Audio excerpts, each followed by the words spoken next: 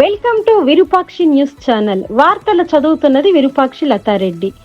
ఈనాటి వార్తా విశేషాలు మీకోసం. YSR Congress party social media విభాగానికి చెందిన తిరుపతి రూరల్ మండలాధ్యక్షుడు సి చరణ్ తేజ అనారోగ్యంతో మృతి చెందారు.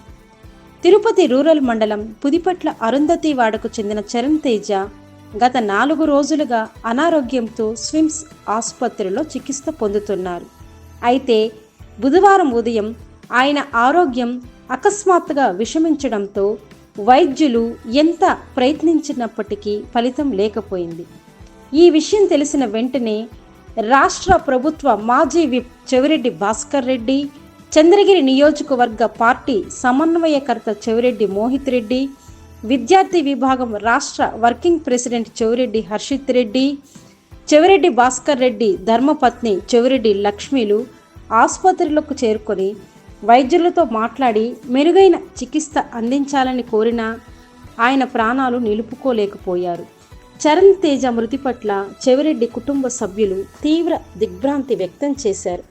గురువారం ఆయన భౌతిక కాయానికి చెవిరెడ్డి లక్ష్మి, చెవిరెడ్డి మోహిత్ రెడ్డి, చెవిరెడ్డి హర్షిత్ రెడ్డిలు పూలమాలలు వేసి ఘన నివాళులు అర్పించారు. చరణ్ తేజ తమ కుటుంబ సభ్యుల్లో ఒకరిగా పెరిగిన వ్యక్తిని ఆయన మరణం పార్టీకి మరియు తమకు ఎన్నటికీ తీరని లోటని వారు ఆవేదన వ్యక్తం చేశారు.